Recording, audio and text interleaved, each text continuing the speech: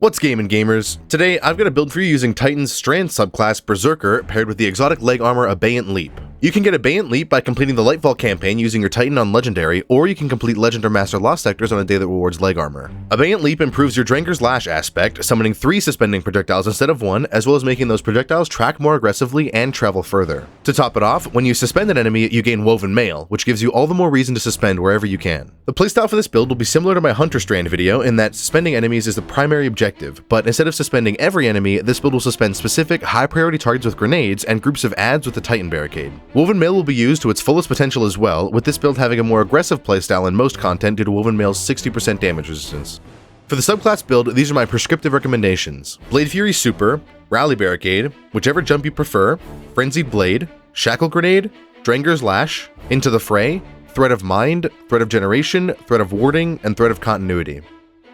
To go more in-depth into the subclass's options, the Blade Fury Super is the only one there is. For Barricade, it's generally personal preference, but the Rally Barricade has a shorter cooldown, letting you suspend enemies more frequently than you could with Towering. If you're playing endgame content and need the protection, Towering Barricade could be the better option, but if you are in that endgame content, you generally know how to use natural cover to its fullest and likely won't need to make cover for yourself. It's up to you overall though, so pick whichever Barricade you'll use based on your personal playstyle and what encounters you'll be up against in the activities you're doing.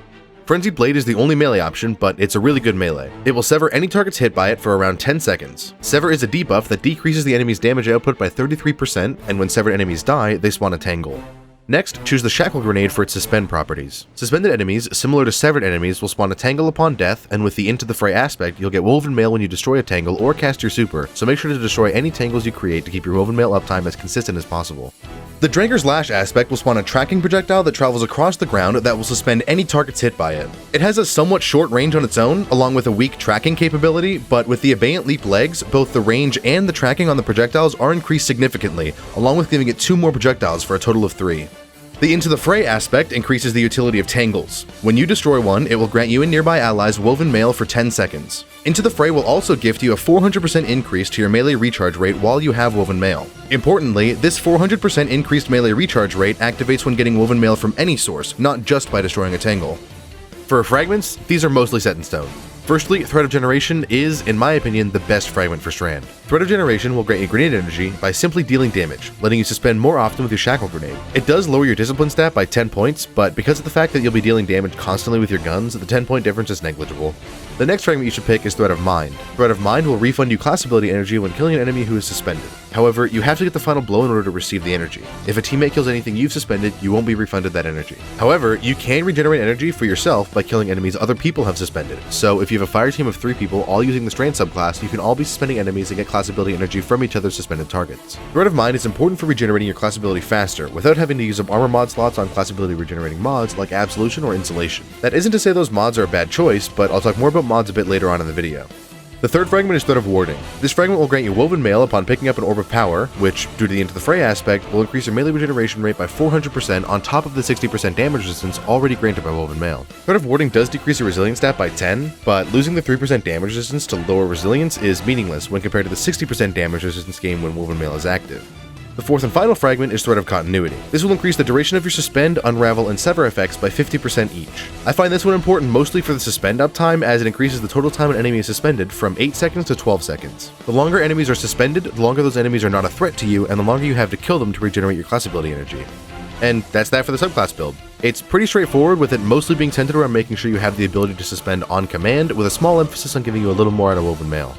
To get into the armor build, I'll first go over the armor stats you should focus into. For the top 3 stack grouping of mobility, resilience, and recovery, resilience should by far be your top priority, with recovery second. Mobility is pretty much a wasted stat on any class except Hunter, so don't bother specking into it if you don't have to. For the bottom 3 stack grouping of discipline, intellect, and strength, spec into discipline and strength at about the same rate with a small emphasis on discipline, and ignore intellect the same as you would mobility. My armor has me at 26 mobility, 91 resilience, 72 recovery, 70 discipline, 30 intellect, and 71 strength. Now, for a couple of artifact mods I recommend specking into if you're watching during the Season of Defiance. Firstly, Shatter Orbs. This will generate an Orb of Power upon destroying a combatant shield with a weapon element that corresponds with that shield's element, increasing your Orb of Power generation and consequently your armor charge and Woven Mail uptime. Secondly, if you ever run content with champions, pick up Counterweave. It will grant you ability energy for your least charged Strand ability upon stunning a champion, which does wonders for passively increasing your ability uptime. I'll detail more specific use case artifact mods as I get into the armor mods.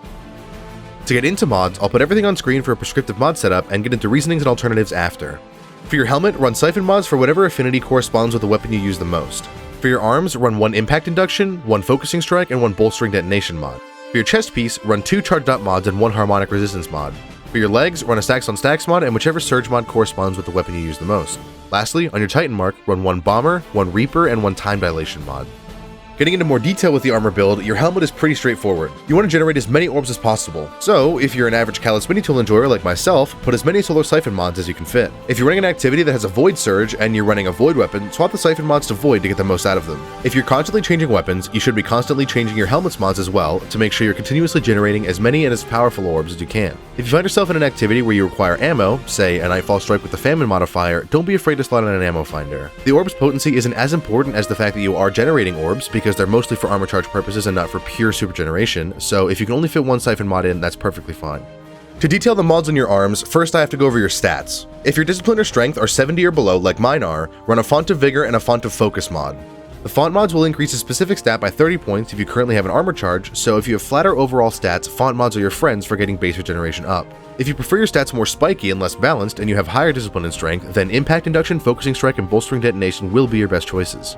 Impact Induction will give you 20% grenade energy upon dealing damage with any melee attack on a 7-second cooldown. If you had 2 Impact Induction slotted, it would give you 25% grenade energy, but that 5% isn't important when Impact Induction is combined with Third Generation. Next, Focusing Strike will give you 20% class ability energy when dealing damage with a melee attack, which can be good for getting your barricade back that much faster if your teammates are killing suspended enemies constantly. Thirdly, a Bolstering Detonation mod will give you 20% class ability energy upon dealing damage with a grenade, letting you regenerate your barricade even faster. You can run either of the 2 setups, either the font mods or the ability loop mods, it's entirely up to you. I swap between the 2 consistently, using font mods when I'm not able to get up close and personal to melee attack enemies in master difficulty activities, and the ability loop mods on anything legend or below. Onto your chest piece, this one's pretty straightforward. Just run 2 charged up mods. This will increase your total armor charge stacks by 2, letting you get up to 5 stacks of armor charge. If you don't feel you need a 5th stack, you can swap it out for a resistance mod of your choice, but it's up to you how you want to prepare for the activity you'll be entering. If you're heading into a Master Nightfall with Solar Threat, it could be advantageous for you to put on a Solar Resistance mod, but you also might not be picking up orbs as consistently, so the extra armor charge stack could keep your stats and surges up that much longer. Also, if you're playing Master content, generally you'll understand how to play around natural cover, so the resistances might not be as important. If you're new to Master content, however, I highly recommend at least 1 resistance mod as enemies hit hard. It is mostly preference, however, so run a couple activities with each different mod setup and pay attention to how it feels to play. If you find yourself consistently at 4 stacks of armor charge, you can probably forego the second charged up mod in favor of a resistance mod simply for survivability's sake.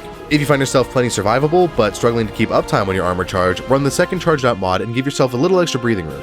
Personally, I run the 2 charged up mods as I prefer having armor charge for longer, but I will switch it up in an activity where I find myself dying a lot. For your legs, run 1 Stacks on Stacks mod. This will increase the amount of armor charge stacks you get upon orb of power pickup by 1, giving you 2 stacks of armor charge per orb pickup. Stacks on Stacks, despite its name, doesn't stack with itself, so you only have to run 1. Next, run whichever surge mod corresponds with the siphon mods you have in your helmet, as 1 surge mod will increase the damage of its affinity by 10% with 1 equipped. This makes legendary weapons especially feel noticeably stronger, which is really nice in endgame content. If you're running Solar, Strand, or Void weapons, I'd highly recommend picking up the Authorized mod for that element in the Season of Defiance artifact. The Authorized mod will decrease the cost of your surge mods for that specific element to 1, letting you slot 2 surge mods and increasing your damage while you have armor charge by 17% instead of just 10%. Lastly, on your Titan mark, run a Bomber mod. This will grant you 12% grenade energy as a Titan when casting your barricade, which is a simple passive increase to your grenade uptime. Next, run a Reaper mod. This will cause your next final blow after casting your barricade to summon an Orb of Power, giving you 2 stacks of armor charge upon pickup. This one's helpful if you're struggling to get multi-kills to proc the siphon mods in your helmet. Lastly, run a Time Dilation mod. This will increase the amount of time your armor charge lasts by 50%, increasing each stack's timer from 10 seconds to 15 seconds. If your recovery is low, and or if you aren't struggling with proccing the siphon mods in your helmet, you can swap out the Reaper mod for a Font of Restoration, which will increase your recovery by 30 while you have an armor charge. It's dependent on your playstyle, but during Season of Defiance, I'm almost always running the Font of Restoration mod, as the Shadow Orbs artifact mod far and away makes up for the lost orb generation by foregoing the Reaper mod.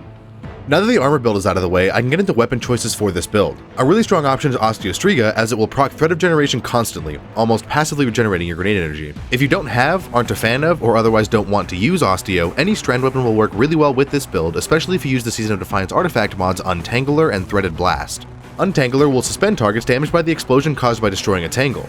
Threaded Blast will make the explosion caused by destroying a tangle larger and more damaging, which will suspend targets in a larger radius surrounding the tangle, as well as dealing more damage to them. You can also pick up the Allied Unraveling artifact mod, which will grant your Strand weapons unraveling rounds upon getting multi-kills with those weapons. This pairs really well with the authorized Strand mod and 2 Strand surges in your legs, giving your Strand weapon 17% more damage and making it easier to get rapid kills with your Strand weapon. As far as Strand weapons I recommend, if you're looking for an exotic, you can run Quicksilver Storm, which, despite being bugged, is still a really strong weapon.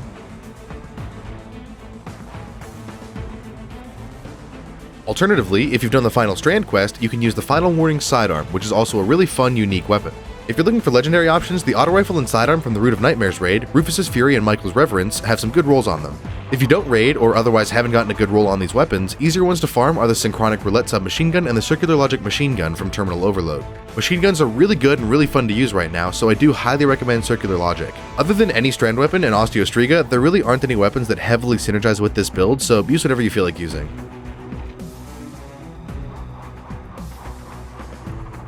Now that I've talked about the subclass and armor and gone over some weapon choices, I'll detail the general playstyle for this build. Firstly, Woven Mail uptime is incredibly strong for survivability. If you can't get in range to pick up orbs of power, simply throw a shackle grenade or pop your barricade and suspend enemies. Because of the Abeyant Leap legs, suspending targets will grant you Woven Mail, so you don't need to run into a group of enemies in hopes of collecting an orb of power before you die. Once your enemies are suspended, you can either ignore them and deal with killing adds, as the suspended enemies are no longer a threat, or you can use that time to finish them off quickly. Next, if you can, melee any targets who are threats to you but are also safe to melee.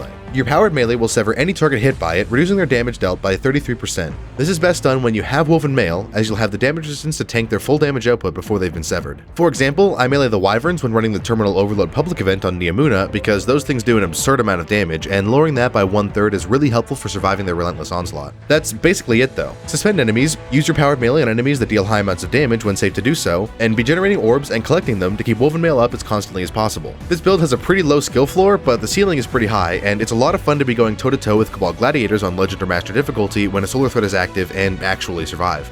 And that's it for the build. Thanks for watching. Next week I'll have a Strand Warlock build for you, so if you want to see that, subscribe. Also, I'll leave an invite link to our clan's Discord server in the description if you'd like to run some activities with myself and my clan mates, or if you'd like to become a member of the clan. We're actively looking for people who are of all skill levels, whether you're brand new and are only Guardian rank 1, or if you're a seasoned D1 vet. We run raids, dungeons, and pinnacle activities every week. Thanks for watching, and I'll see you next week.